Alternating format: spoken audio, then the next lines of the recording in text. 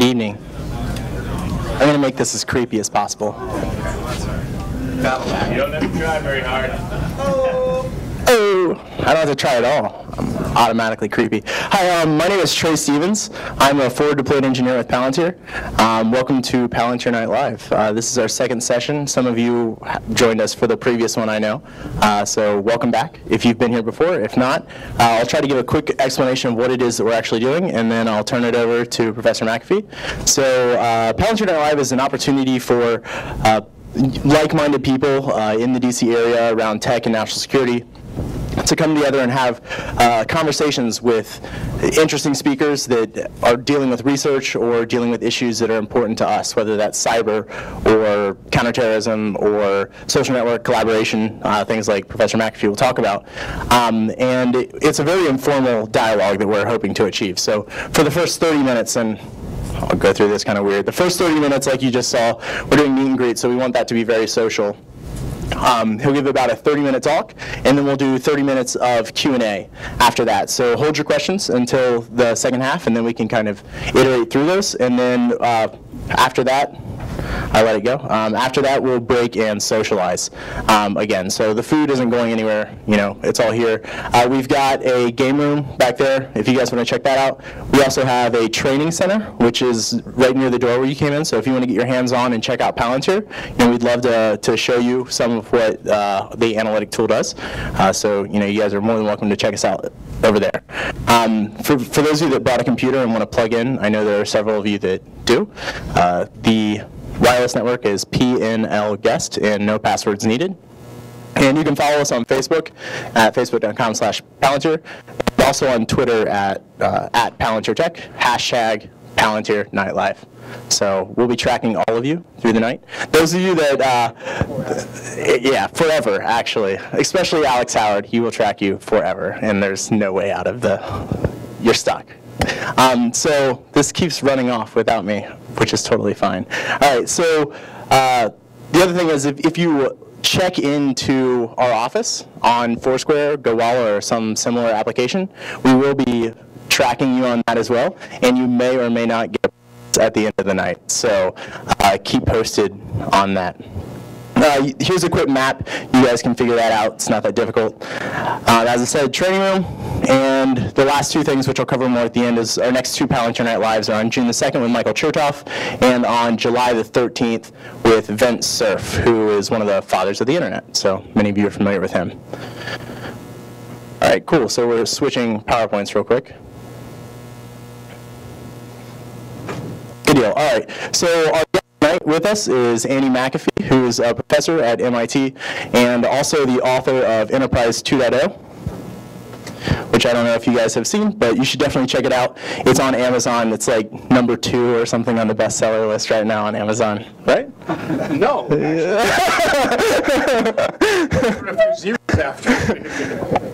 But it's really cool, and a lot of you will be familiar with some of the case studies he did. He actually did a case study on Intellipedia, so working with Don Burke and Sean Dennehy over at CIA. So very cool case study talking about how that impacted and benefited the intelligence community. So that applies to a lot of us that are in the room right now, so that's very, very cool. He also has a blog at andrewmcafee.org, and you can also follow him on Twitter at AMCAFEE, McAfee. So I encourage you to do that. He actually tweets really cool, relevant things, so check that out. The last thing I want to say before I turn it over is that one of the things that I've learned about Andy in the short amount of time that we've known each other is that we actually have kind of similarities in doppelgangers. So we both have doppelgangers that are kind of dangerous people.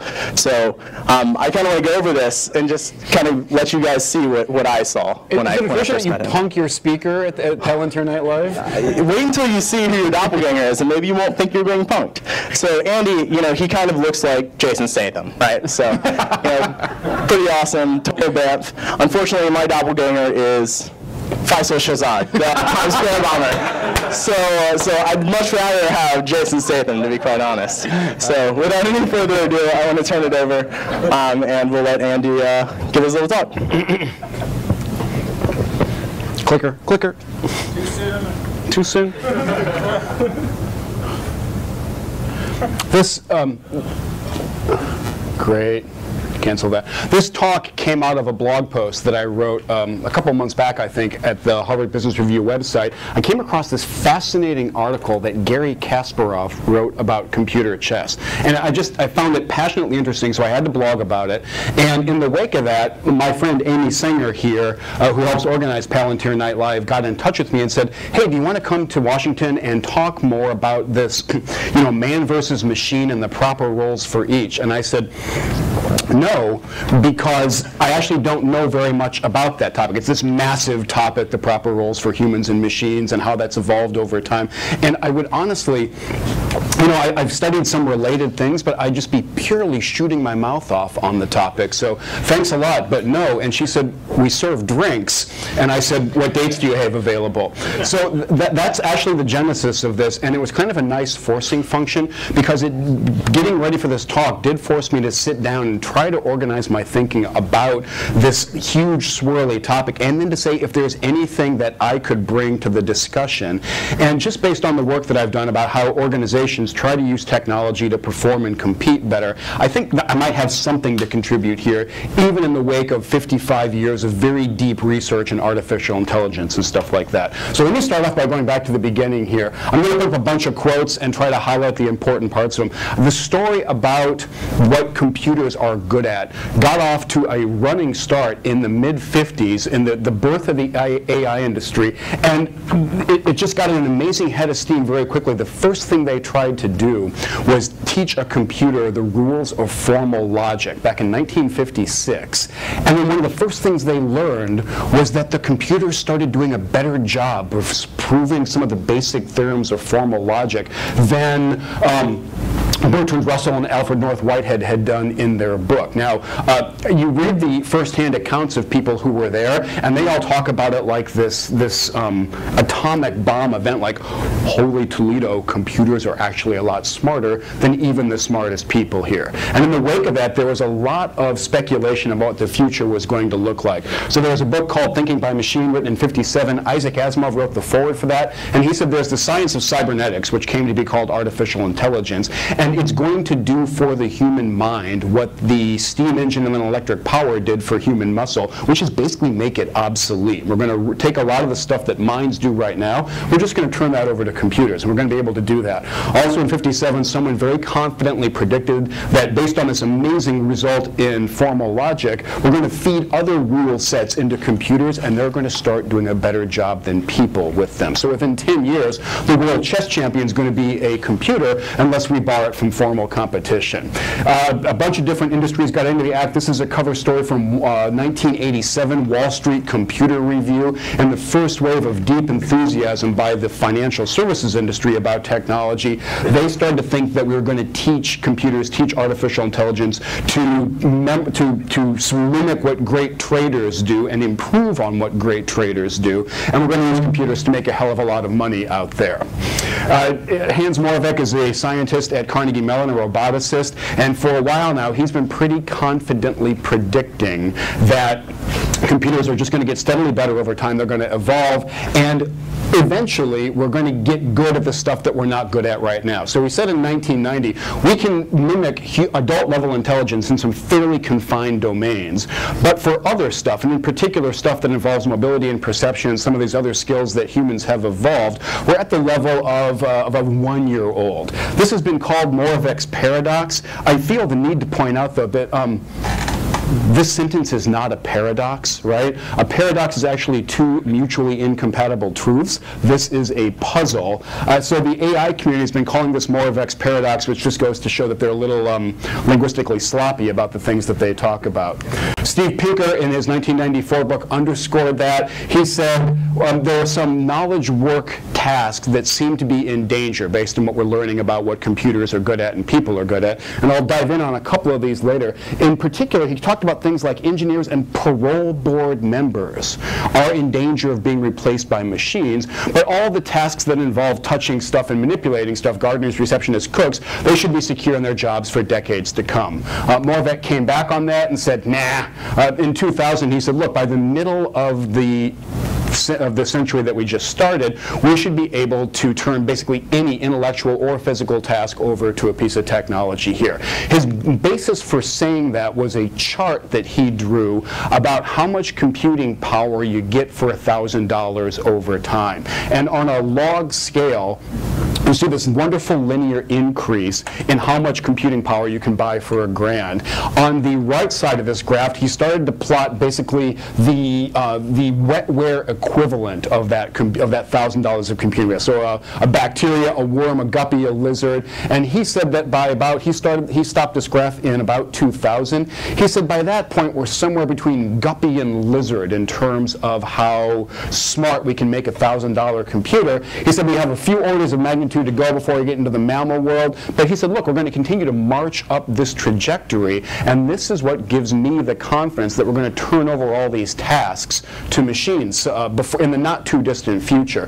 This graph stopped in about 2000, so my RA and I tried to take this chart forward, and it turns out that the trend just continues as regular as you can imagine in the decades since. So again, on this semi-log plot, we see this amazing upward linear trajectory in computing power improvement over time. Moore's law has been an astonishingly consistent empirical observation over basically the entire history of the computer industry. We see similar improvements in bandwidth and processing and storage and memory. So all of the elements of computing just get unbelievably good, and they get better at unbelievable rates, and the prices drop through the floor. You start to think about all these things together, and the AI crowd says, look, we're going to be turning over all the stuff that you and I are good at right now. We're going to be turning that stuff over to computers in the years and certainly no longer than the decades to come.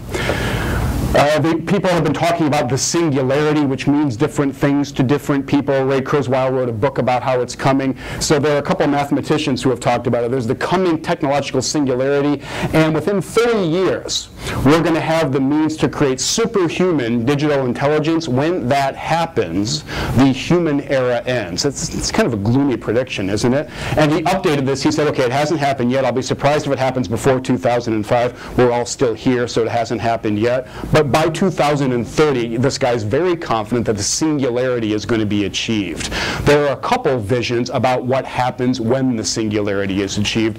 One of the more trivial ones, like we saw back in the 1987 cover story, is that we're going to make a lot of money somehow in the post-human era. This is actually a book that I found out there on the web called The Wealth Singularity. I have no idea what it says, nor am I interested. But I thought about what my personal vision of what would happen if we ever reach this era. What happens to humans in the post-human era?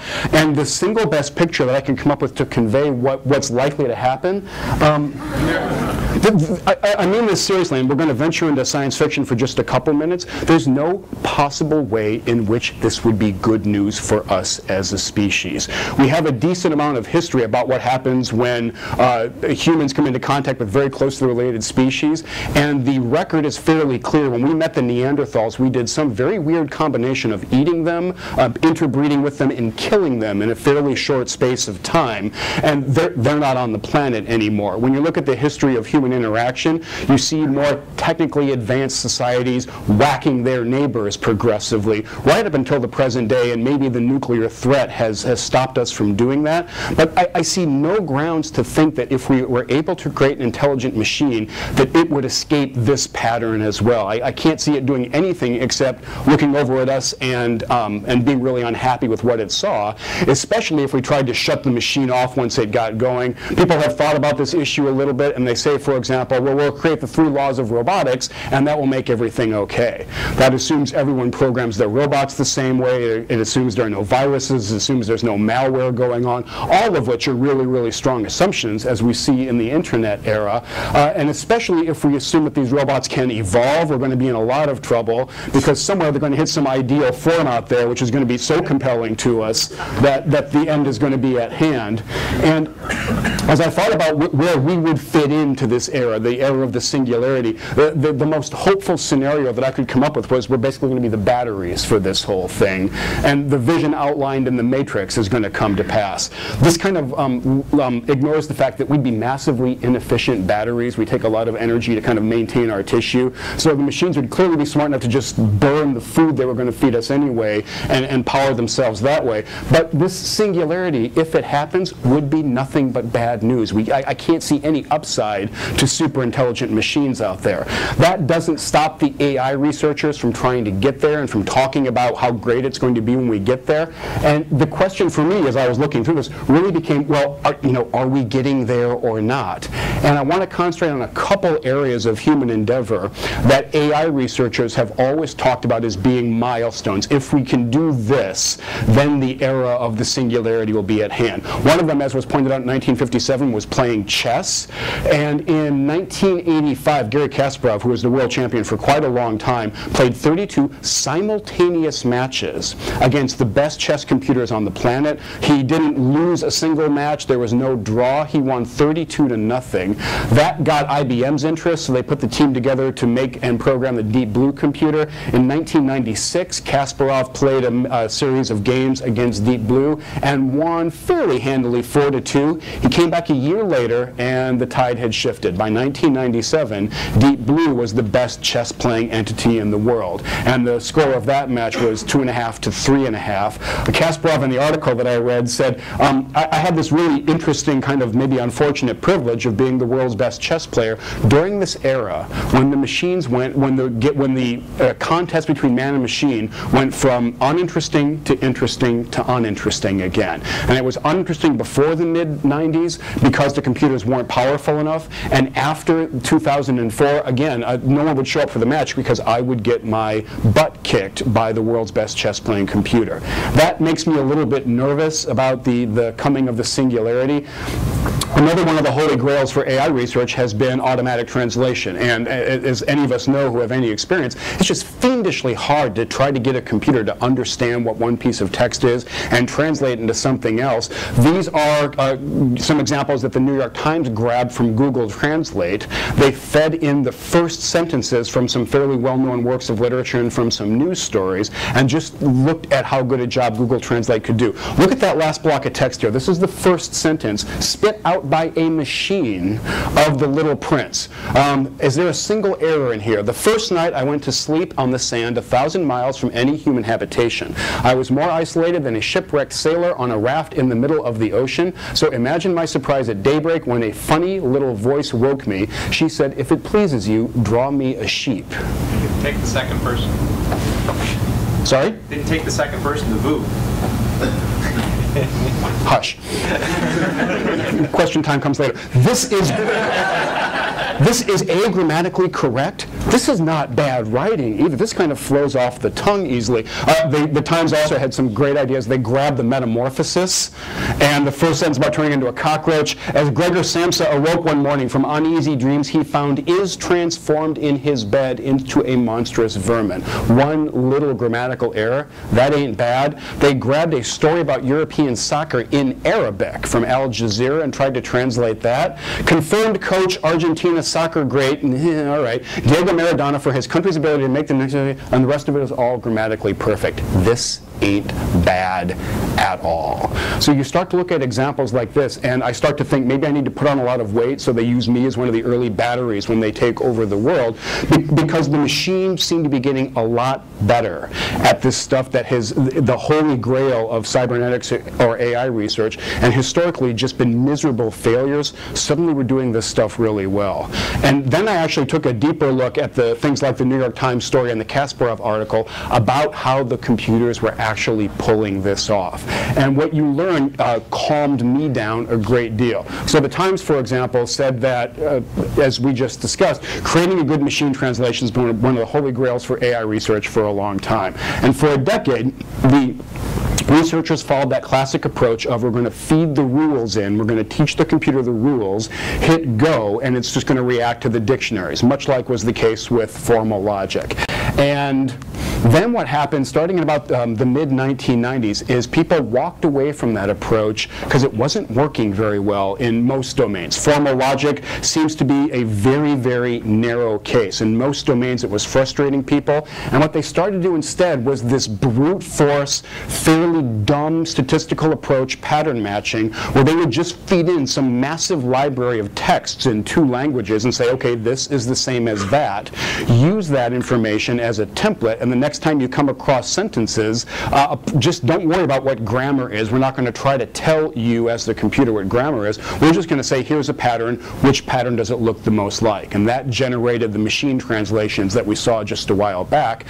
The Times article points out that Google can do this because it has on the order of 1 million servers. It's just got massive, massive computational power, and they're casting the widest net they can to draw in as many texts in 2 languages as possible. They're just throwing a huge amount of dumb computing muscle at this problem.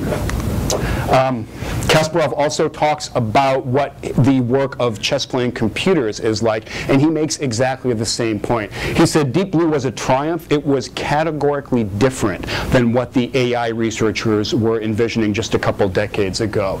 It is a machine that could defeat the world chess champion, but it does so by just evaluating billions upon billions of chess positions, essentially assigning a numeric ranking to each and then picking the one that's biggest. He also says we're never going to get to the point of conclusively solving the game of chess because there are more possible chess moves than there are atoms in the universe. We just can't calculate that many different options in any finite length of time. So don't worry, the game of chess probably is not going to be solved in closed form, but we can throw enough computing muscle at this problem that we can beat the world's chess player here. And he says, look, this is impressive, but this computer is intelligent exactly to the extent that your programmable alarm clock is intelligent. And in addition to everything else, he said a little self-deprecating humor. Didn't make me feel a hell of a lot better, but at least I was losing to an alarm clock as opposed to my future robot master out there.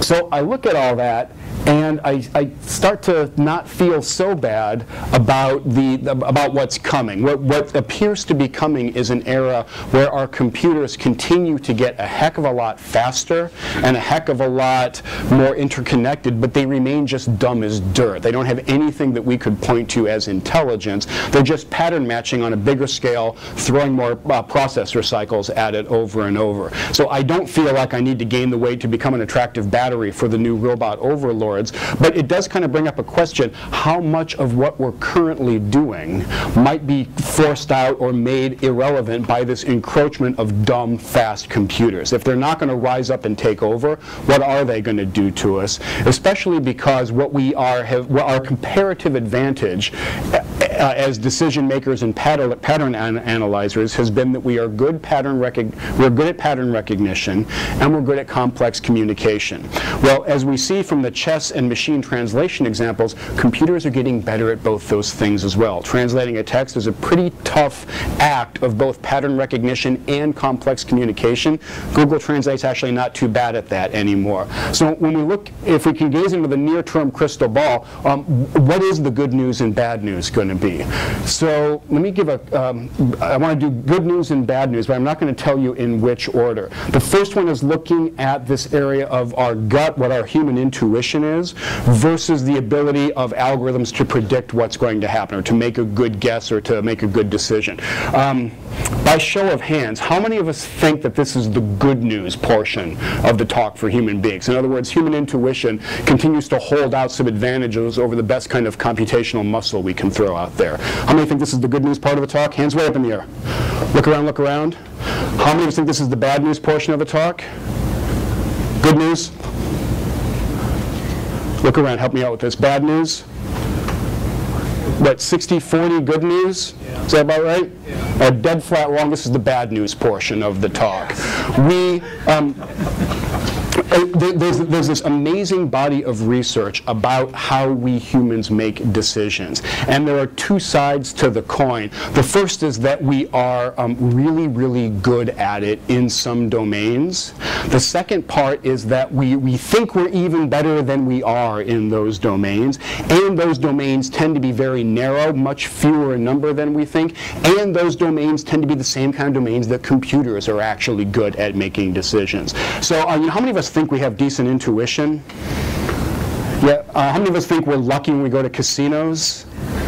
This is essentially the same question. We are massively overconfident about our ability to look into the eyes of somebody else and judge how they're going to do, or judge if they're telling the truth to us or not. This entire article, the field of research about human decision making and biases, grew out of the experience of one guy named Danny Kahneman, who is a Nobel Prize winner, phenomenally smart, productive scholar, an Israeli guy, and his first job as an adult was to do interviews with people entering the Israeli Defense Forces, and he would try to predict how well they were going to behave in combat. And like everybody else, he thought, look, I'm going to look into this guy's eye, I'm going to interview him, I've got these great questions, and I'm going to be able to see, to predict how well people are going to react in combat. He was astute enough to realize that he was lousy at it. And he started to wonder why, and it led to this massive stream of research on how we make decisions, and in particular, the different biases and heuristics and the ways that we fall short of rationality when we make decisions. As I said a little while back, it turns out we actually are pretty good. There are areas where our intuition, especially if we practice it over time, can become pretty sharp. And there have been amazing studies looking at nurses in neonatal intensive care units who can predict when a little baby has an infection even before the results come back from the lab. So intuition is real, even if we can't articulate what goes on. We try to understand the conditions under which human intuition is reliable in any sense of the word. And there are a couple of them. The first is that the environment has to be something like a high validity environment, which means a few things. It has to provide cues, accurate cues to what's going on. So the baby's skin tone has to change or something. This indicates that trying to predict the future of the stock market is a fool's errand. If you believe any flavor of the efficient market hypothesis, there's nothing going on now that will predict the future price movements of a stock. It's not a high validity environment. The environment has to remain fairly consistent over time, so you have time to build up your pattern recognition abilities, and it has to not be so complex that it overwhelms your mind. And the research shows we can handle, what is it, between 4 and 7 kinds of pieces of information, cues, to help us with decision making. After that, we get swamped pretty easily. We need time to learn, and we need fairly rapid feedback about whether our intuition was correct or not. This is good news if you're a poker player. You learn pretty quickly if you are making the right bets and if you're reading your opponent correctly. This is actually fairly bad news if you're a medical clinician, because very often you make a diagnosis, the patient leaves your care, and you don't get that feedback about what happened. That feedback loop is broken, and we become very confident in our intuition, and we're essentially dead flat wrong about it. We're just massively overconfident about that stuff. Now, the point I want to make is that these are almost exactly the same conditions for how we can program a computer to spit out a good, some people call it an actuarial prediction, a statistical one, or an algorithmic one, to pour a bunch of data into a computer, put a model on top of that data, and get a prediction out the back end. Do different fancy flavors of regression analysis here. So what do we need for that? We need environments that provide the necessary data, the data that will be a good predictor of what's going to happen. Again, the environment needs to be consistent.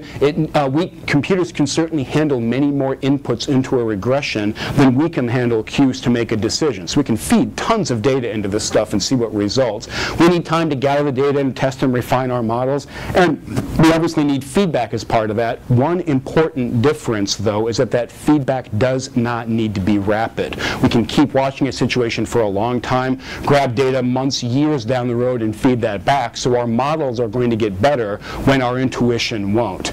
As a result of that, I want to draw a couple cute Venn diagrams here. Here's the world of all situations where an accurate prediction would be a good thing to have. Here is the subset of those that are amenable to the development of good computer models. There might be some things out there, what's the stock market going to do tomorrow? Most people believe we're not going to ever develop good models about that. So that chart, that oval doesn't cover the whole rectangle, and it's certainly not to scale. But if all the preceding is right, the number of cases that are amenable to the development of our human intuition is a subset of that. And that, I think that's kind of bad news for a lot of us human decision makers.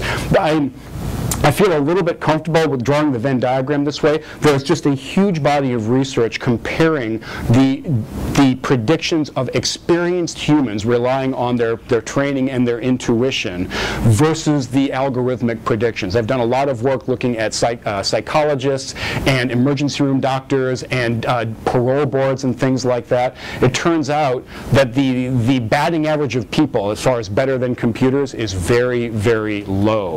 And it's low in areas that we should care a great deal about. So we still decide whether or not to give prisoners parole by sitting them down in front of a few people, asking them questions, and having them make some intuition-based judgment about whether that person should get parole. It's demonstrably much, much worse than feeding 3 or 4 variables into an equation and getting the result out of that back. Yet we still do it that way. We put people back out in the streets who commit crimes. There are a lot of people who, for their whole careers, have been pounding the table saying this reliance on intuition is hurting us in ways that we care a lot about as a society. So if we believe all that, then the human intuition is a bit of a subset of what we can program computers to do. The only reason we might want to draw the picture a little bit differently is that there appear to be some areas where we can't automate the sensory abilities, or we can't put a good model in about what people are doing, some of these very experienced intuition folk. For example, predicting what's going to be the next hit song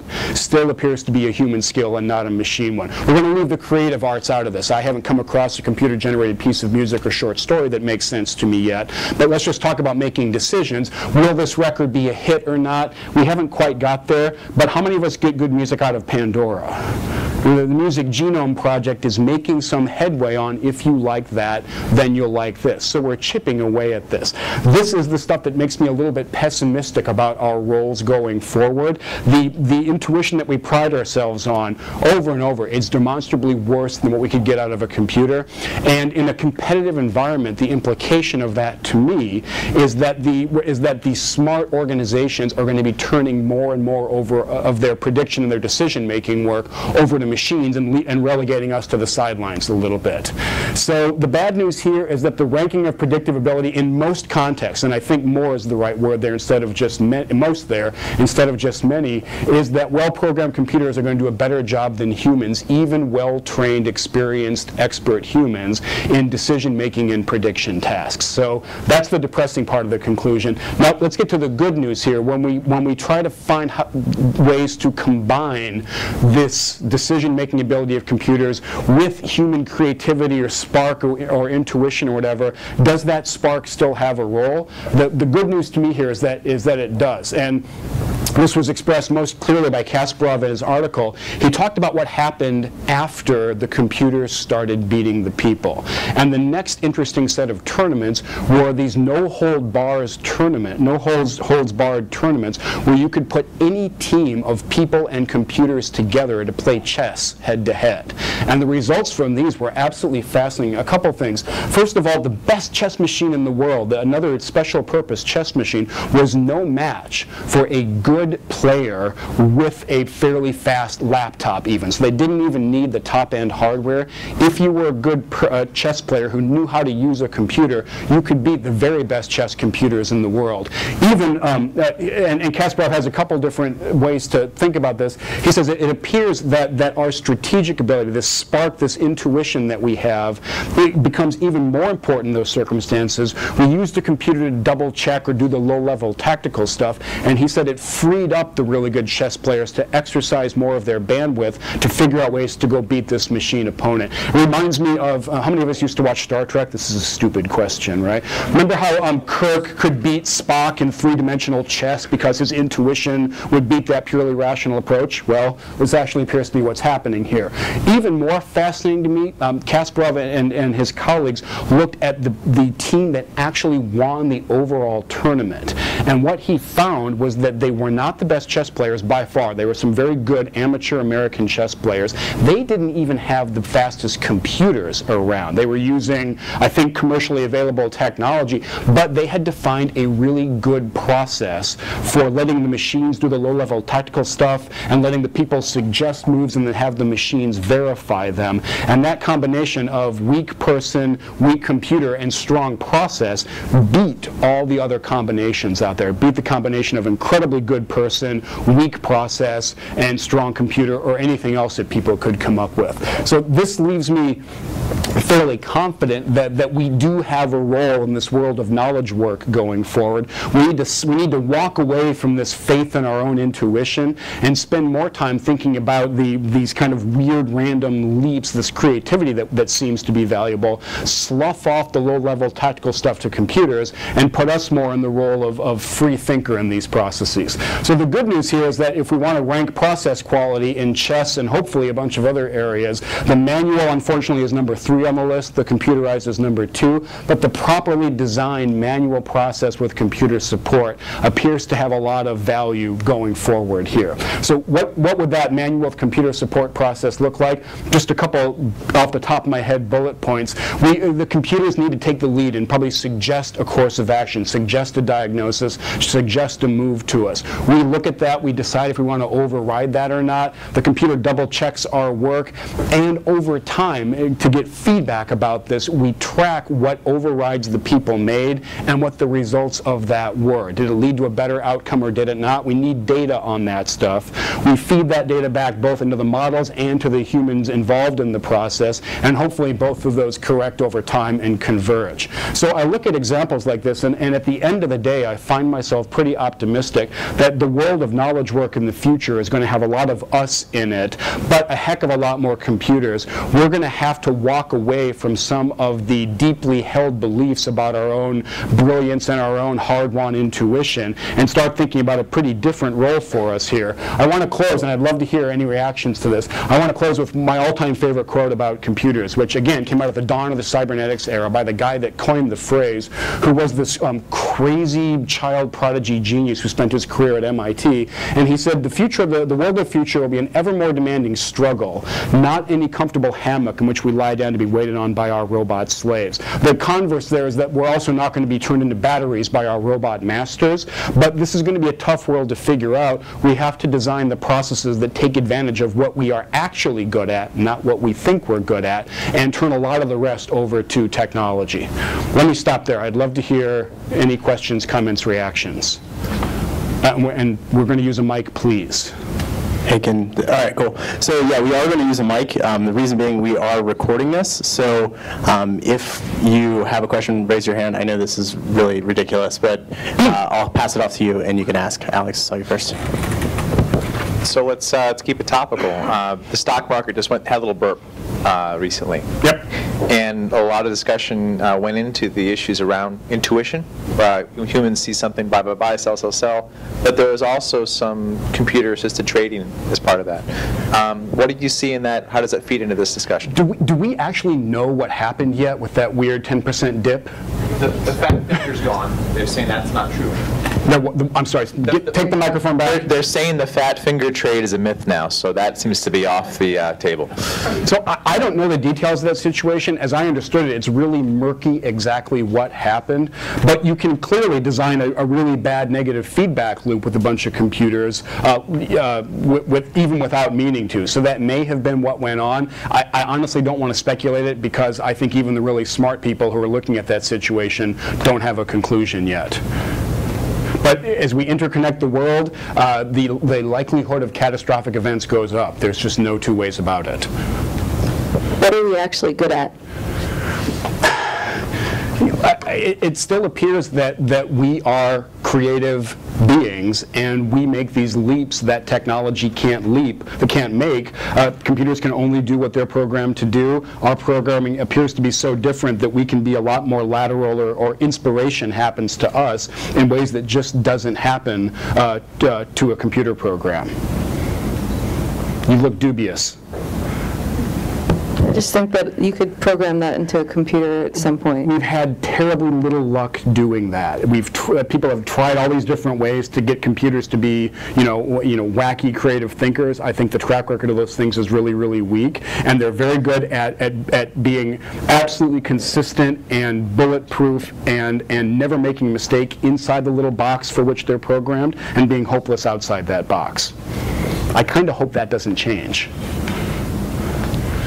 So it sounds like you made the argument for cyborgs. Have you ever considered becoming one? Would you ever, like, implant a chip so you can get that raw data power? So if that technology were available, would I want a little speed boost for my brain? I have trouble saying no to that, right? Like, there's one of the William Gibson novels where he talks about literally a chip that you implant in your head to give you the ability to speak a foreign language, and as soon as you take the chip out, it kind of fades away from your memory. Yeah, I'd sign up for that. I don't know how quickly it's coming, but I got no problem with that kind of cosmetic neurosurgery, I guess. That's an introduction to Steve Manzik, whose Twitter is @RobotChampion, by the way. In your comparison of human intuition versus computer algorithms, how much have you considered, or to what degree have you thought about crowdsourcing and group system things where it's all human elements? Yeah, that's a great question. There's been some of these lovely studies. What one of them did was take 9, I think, experienced medical clinicians who are making a diagnosis. I forget what the field was, and took all of their predictions and used those 9 predictions to build an aggregate computer model of what malady the person had. It turns out that aggregate model was a pretty good predictor, was a statistically accurate predictor of what the malady actually was. Each individual was hopeless at it, was basically uncorrelated with what was actually going on. So I've become a fairly deep believer in the wisdom of crowds. I used to think it was errant nonsense, and the IQ of a group was half the IQ of the dumbest member of the group. But you see so many examples of crowd wisdom coming out. I've studied prediction markets a little bit, which do a bizarrely accurate job of predicting movie revenues and future events and next quarter sales and things like that. That if we can use technology to put a few rules in place and harness that crowd wisdom, I think it's absolutely real. So maybe one role we have going forward is the voice in the crowd more than the lone expert here. But again, that's something that makes a lot of us uncomfortable. There's one of my colleagues at MIT is a guy named Drazen Prelak, who's got, I think, a 7-digit IQ, and he came up with this weird formula. He calls it Bayesian truth serum. And have any of us heard of this? This is a strange and wonderful piece of work. He said, you ask 100 people the answer to a factual question, one that actually has an answer. You're going to get a distribution of answers. We need to figure out how to weight each individual's answers more or less to get them to converge to the right answer. And he figured out what other questions to ask them about their colleagues and how to take that into account. And he builds this into some huge Bayesian formula, and he weights the answers. And it's amazing how you then converge to the correct answer to the question. So we've got very smart people figuring out how to make crowds even smarter than they are normally, and I'm very confident that, again, in a competitive environment, leading organizations are going to seize on stuff like that and use it to make better decisions and predictions. Yeah, wait for the mic, please. I've got it over here, actually. Back here. So I've been trying to figure out how to phrase the question, or if there is even a question. But right, you're an idiot is not a question. Let me just put that out there. So when it comes to creativity and emotion, yep. I kind of characterize it as my personality.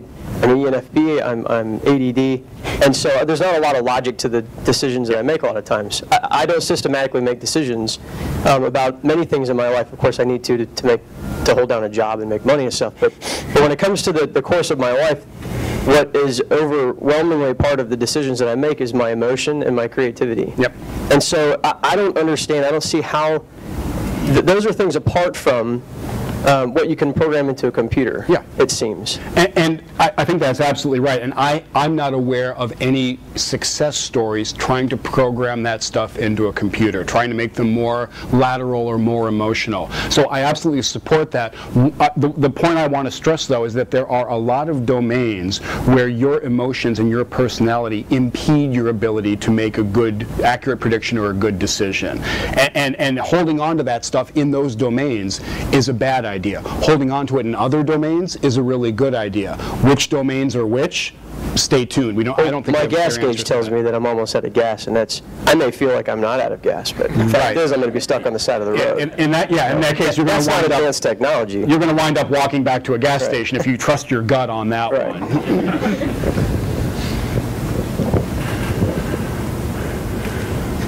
Given a few thousand years of human history, do you know of any research in the field of foreign diplomacy or military policies where someone's looking at, if we sign this diplomatic agreement or if we take this military action, the following things are likely to happen? It's really far away from my area of expertise, so I hesitate to even speculate on that. I read an article in the New Yorker a while back about a guy who does that for a living, using computer models, obviously enough, and trying to forecast how diplomatic or military political situations are going to play themselves out going forward. I can't tell you the guy's name, though, so that's a very, very little help to you, I realize. But that... Bueno de Mesquita? Sorry? Is that right? Bruce Bueno de Mesquita? That's him. Well, Lincoln Bloomfield with Cascon at MIT many years ago. My ignorance is vast on this topic, but I don't do that work and I don't follow it. I know that exact work is being done, and it's getting better over time because we've got the combination of smart guys improving their algorithms and faster computers. So I was trying to understand the basis for which people will not be exceeded by computers. And it sounds like for a very long time, based on our ability to understand another human being at a deep level, we'll be better at predicting what other humans do, either as an individual or as a group. But on the chess side, on the strategic side, do you think that's just a bad programming issue? We're only 15 years away from when the first human was succeeded by the first computer. So, we're really early on in this. And could it be this is just the next AI field to conquer, and that human-to-human thing will stay relevant for at least a while longer because of, cultural and community issues? So I hear a couple questions down there. One is about whether we are better at dealing with other humans than computers are, because we have evolution and it sounds like a lot of your examples suggest that's the case and will remain the case for quite some time. In other words, we'll be better at predicting the next best song because we're in a culture and community. And for cultural products, for products for creative products, for songs and plays and books and movies, I'm really unaware of any automated product that's any good at all. And all the examples I've seen are just incredibly thin and trivial. So for those for creative products, I haven't seen computers make any big inroads. But you asked, what I heard was a bit of a broader question about... On the strategic side, isn't that just bad programming? For instance, the best chess players plus a good computer versus a computer alone. Yep. And the AI crowd will tell you that it's just that we haven't had enough experience, we haven't got the programs exactly right, keep funding our research and we're going to get it there. There have been a couple different, they call them AI winters, they're keying off the nuclear winter analogy, where the funding totally dried up. We're spending a lot of money these days on things like machine translation and computer chess, but we're spending them on this fast, dumb school of computing as opposed to the incredibly smart, intelligent machine school. I find it really, really interesting that the biggest advances made, the biggest successes in AI's history were back at the dawn of the computing era, where my iPhone now has more power than all the computers in the world in 1960, and yet that's when AI made the biggest steps forward. And they've had 50 years since then of massively more powerful computers, and to my eyes they have astonishingly little to show for it. Right. Well, the brain is interconnectivity versus processing power. Yeah, and I think it appears that the models they're walking around with just do a poor job of simulating what actually happens up here. I personally am pessimistic that there's going to be any massive aha there, especially if they're not getting anything like the funding that Google and Microsoft spend on fast, dumb computers. Okay, I wanted to make a couple of comments. First, frivolous. In keeping with the spirit of the talk? Absolutely. Thank you. You showed some pictures of the cyborg, and I don't know how many people in this room are familiar with a cartoon from the 1960s, a comic book called Magnus, the Robot Fighter, that was produced by Gold Key Comics, and it was 4000 AD, and your scenario had materialized, and plucky human was fighting the evil robots. So that idea, I was fascinated by that comic book when I was a kid. The second comment, hopefully not so frivolous, I thought it was very interesting. You were talking about how the translation is working, and rather than teaching them the rules, they're just being fed lots and lots and lots of examples, and then doing statistical analysis of the examples and matching. And that actually, as I understand it, is how infants learn language. So what's interesting is, at least some of the research I'm familiar with, is that infants, when they're born... Noam Chomsky would strenuously disagree. I know he would, but I'm referring to something I read recently, where the thinking is that little babies hear noise, hear more noise, hear more noise, hear more sounds, and actually are doing, the phrase was used, statistical calculations in their 6-month-old brains that actually tell them, you know, mama, daddy is associated with this individual. My understanding, which is based on reading Steve Pinker's popular works, not his scholarly stuff, my understanding is that most linguists do not hold that view, and they believe there's like a language chip embedded deep in our brain. And that was part of the debate. And if we don't activate it at the right time, we'll never learn a language, but every human being, unless they've got some weird pathology, has that chip. So it's not, they're not general purpose statistical engines. And then I'll stop. But my point in making that comment, and I think there is a debate right now between the two camps. There's a cold fusion debate, too. Yeah, exactly. Is that... there's a global climate change debate. Existence of a debate doesn't mean there are two valid schools of thought. Well, I will only say that these people were very reputable, who were, you know, I'm not discussing a minority view.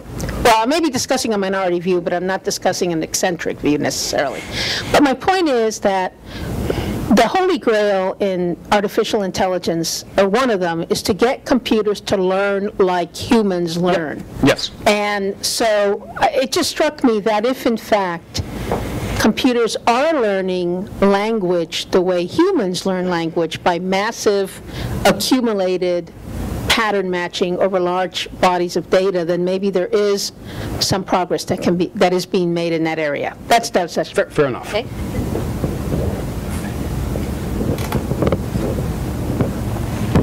So the takeaway point from the Kasparov article was that it was the quality of the human-machine interaction that kind of determined the success. Now, I, like probably most people here, are software engineers. It's our job to kind of create that partnership. What are your thoughts on kind of how you evaluate the quality of the teamwork? And do you think that that's something, kind of making that judgment, is in the domain of human intuition versus something that a computer can figure out? I think it's more in the domain of pattern matching over time and looking at enough examples of different process designs to figure out what the right interaction is between the people and the computer. But I'm really happy to say that as a software designer, you think your job is to do that interaction properly. When I've looked at what software engineers do and talked to a lot of them, I get the idea that what they really want to do is automate these troublesome people out of existence. And I'm very happy to hear software engineers talking in very different terms about it. And when I wrote the Enterprise 2.0 book, the really fundamentally optimistic thing was that we're now using technology to make people more front and center in a lot of processes. And the demonstrations I've seen of Palantir's software are exactly like that. We're not going to try to do all the pattern recognition automatically. We're going to ask people to tag and mark stuff up and collaborate with each other. That makes me really happy going forward. I think the art of designing human-computer interactions is still a fairly primitive art. We've got a long way to go.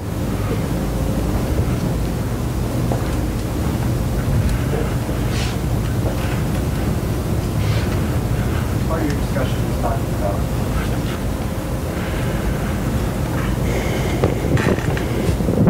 Test. Part of your discussion was talking about making decisions better, as a computer can do better than a human. But at what point do we want to not allow computers to make decisions, because there's a human factor in there? And specifically, you were talking about parole boards, and you're talking about benefits for people, for healthcare possibly. And statistically, it may not make sense to give them those benefits or parole, but there is that human factor in there that, you know, we kind of decide that it's the right thing to do and maybe not. So where does it end? The main parole board failure mode is letting criminals back out on the street. I want that human factor gone. And if the actuarial, the algorithmic approach lets fewer criminals back out on the street, I want to abandon parole boards altogether. Now, it's not going to be perfect, but if the data on aggregate show that the actuarial approach is the better one, then we switch over to that whole hog until we get some evidence the other way. It's absolutely cold-hearted, and I appreciate that. And people get uncomfortable about removing the human element. If the human element is introducing errors and lowering decision quality, I want it gone, personally. It's a hugely utilitarian argument, but I would prefer good decisions as opposed to crappy ones. Okay, so speaking of the human element, there was Thanks, Robot Champion. This is going to be somewhat of a downer. So there was a Washington Post article a few months ago that talked about drone killings. Yeah. And basically, you can say there's about 2 per day now by the United States government. Okay. So that's human factor because it's like humans by proxy, but it's... I don't really have a question, just kind of want your thoughts on it, because the way I look at it is that, like, we're already doing this. At what point do we stop doing this, if ever? So I hear the question as at what point do we stop trying to develop and deploy better weapons against our enemies? Or do we need like human rights for people we're at war with? For people not dying because of robots or something? That's what the Geneva Conventions are for, and I want our country to respect the Geneva Conventions. I want to be really clear about that, but we are at war, and at war what you want to do is kill people. I wish there were a more polite way to say that. And if these tools help us do that and help us win the war, and I don't know how big an if that is, but if that's the case, these are weapons. You know, one of the things societies do is develop better and better weapons. I wish we didn't have to. We could devote all that creativity to better and better musical instruments, but that appears not to be the world we live in. Hi, the domain of problems you've been talking about are very hard problems, but they're problems with clear answers. Yeah. You're right or you're wrong. Many of the problems and many of the challenges we face are ones without necessarily clear answers. The wicked problems, entangled problems, problems of, you know, what is the right way to approach X, what is the right way to approach Y.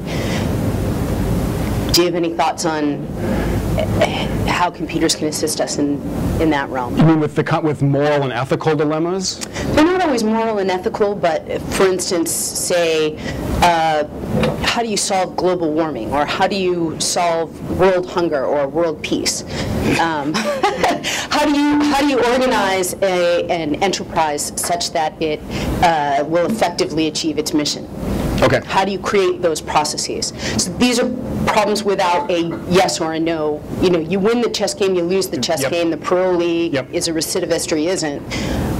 So these massively complex optimization problems. Right. Yeah, and computers are getting better at optimizing. You can feed a lot of data in and do a ton of simulations, but for the kinds of problems you're talking about, I don't think even our current computing power is up to the task of conclusively figuring out what the right thing to do about global warming, for example, is. And even if it were, we don't have a one-world government that would just obey what the computer tells it to do. So I find myself pessimistic that the computer is ever going to give us an answer to those kinds of problems. But like we know, it can start contributing more information, you know, more knowledge about what's going on, what are the data telling us, what kinds of simulations can we run to figure out the nature and the extent of global warming. So I think they're helping us chip away at these unbelievably nasty problems. But we're not going to bake it all into one big simulation and get the answer out and then go execute on the answer. I would think that's a good thing. Yeah, I get a little worried about one world anything going on, even if it's supported by a computer.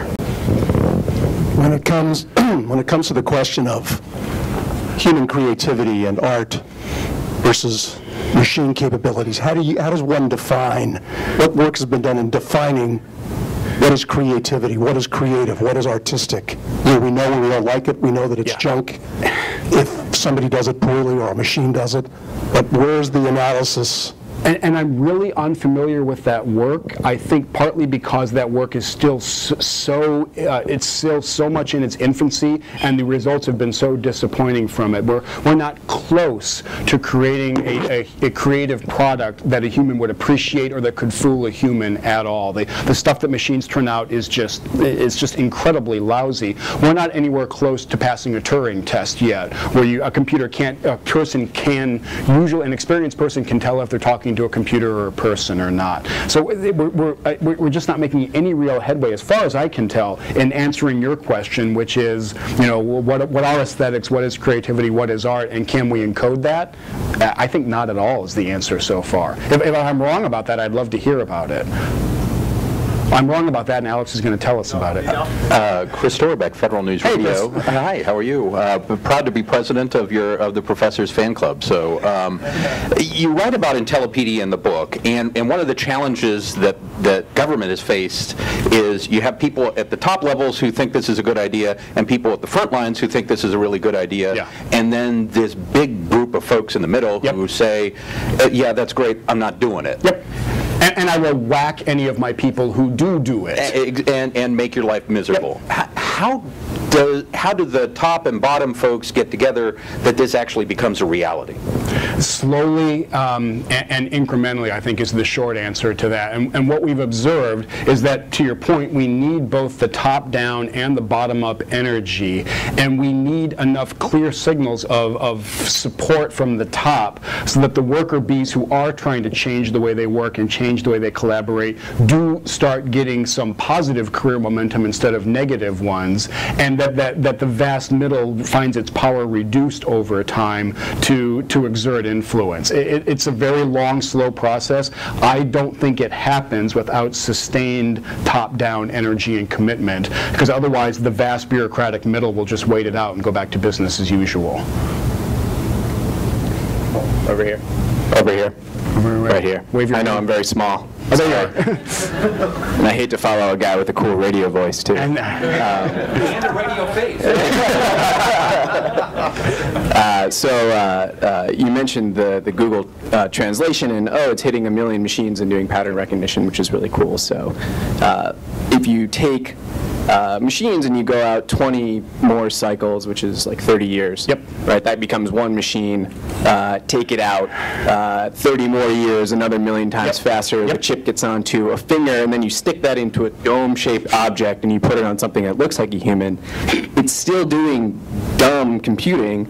It's just really small. So I guess my question is very conceptual: is what is AI? Is it dumb computing? It just is really small, so it looks like a human, or is it something else? No, what I'd say, and what the AI folk want, is to give a computer intelligence or volition, if you want. And in the scenario that you just put together, it might be a thing that walks around translating automatically, and a voice might come out of it, but it's not going to know what it's doing. Does that make any sense? Right? And at some level, how could you tell the difference between the two? And my acid test would be it does not rise up and then try to kill us afterward. It just keeps translating happily away. One more.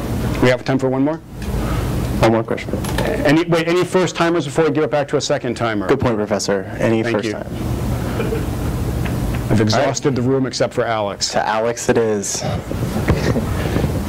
So when I came over here, it was in a zip card that I reserved online that remembered where I was, and I listened to Pandora, which remembered what I liked before and predicted more good stuff. And I met you because I had a friend who thought that we might be interested in meeting each other. So it goes back to that original question that was asked before. Where do humans have something to add in the process? I made a bad career choice. I'm a writer, right?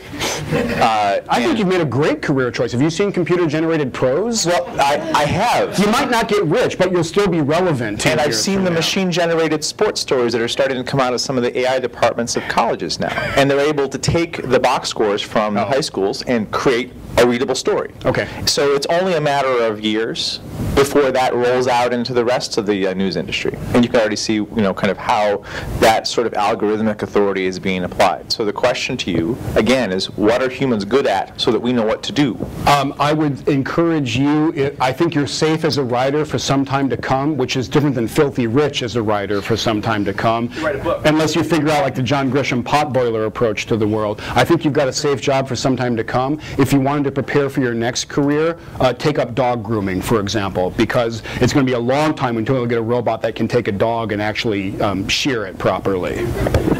Thanks. Sure, happy to help. Thanks very much. This has been a lot of fun.